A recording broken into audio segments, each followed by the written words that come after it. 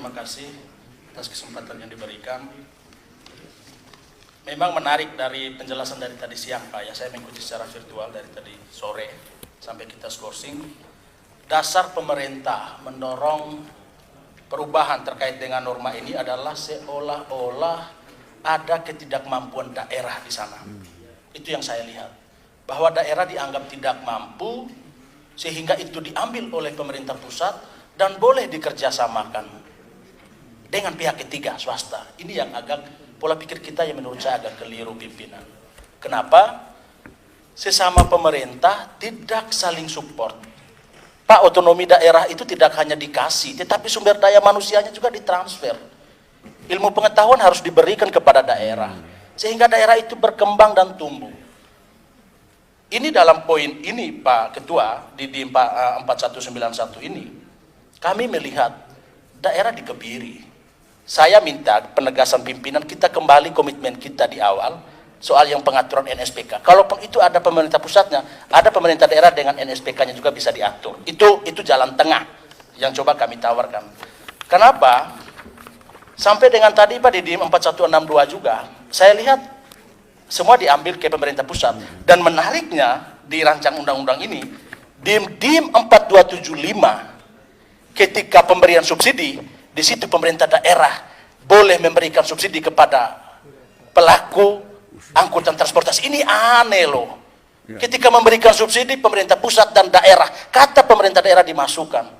Ketika subsidi, uang yang harus keluar dari pemerintah daerah itu dicantumkan di sini di DIM 4275. Tapi ketika yang ini, tadi Bapak menyebut angka, bagi kita ini angka yang cukup untuk mendorong penambahan PAD di daerah.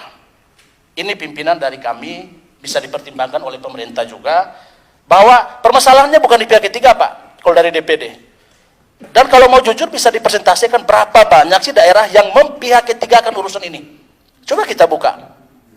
Saya misalnya dari NTT yang daerahnya tidak ada yang dengan pihak ketiga. Pemerintah daerah pegawai-pegawai honor itu yang kerja Pak. Yang menurut Bapak secara SDM tidak mampu, tidak cekatan, tidak profesional. Ya tugas negara untuk mengurus itu. Itu pertimbangan dari kami Pak Ketua, sekali lagi. Tolong jangan sampai juga pemerintah daerah diabaikan untuk urusan ini Pak. Kecil betul 25.000, 30.000, tapi kalau itu dilakukan cukup menambah. Kenapa? Ruang kreativitas daerah itu harus dikasih, harus diberi.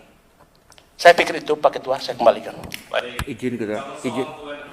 Silakan Pak. Wah ini sama-sama NTT.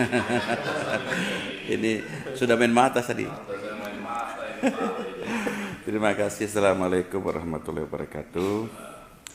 Sependapat dengan De Angelio tadi, PAN ingin kembali ke existing dengan alasan pertama, peran pemerintah daerah itu kan undang-undang sudah memberikan legitimasi untuk ya span of controlnya jangan terlampau iyalah gitu ya.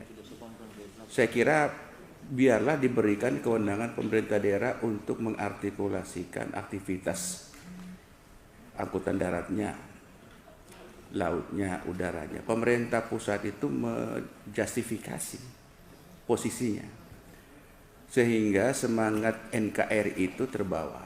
Kalau saya melihat semangat ini semuanya sentralisasi. Republik ini kan besar dan luas. Kalau semua ditarik ke pusat, bagaimana mereka bisa bekerja? Saya kira semangat desentralisasi itu perlu terus-menerus dilakukan. Saya kira itu Pak Ketua, maka PAN mendorong untuk dikembali kepada undang-undang existing pasal ini Pak. Terima kasih. Baik.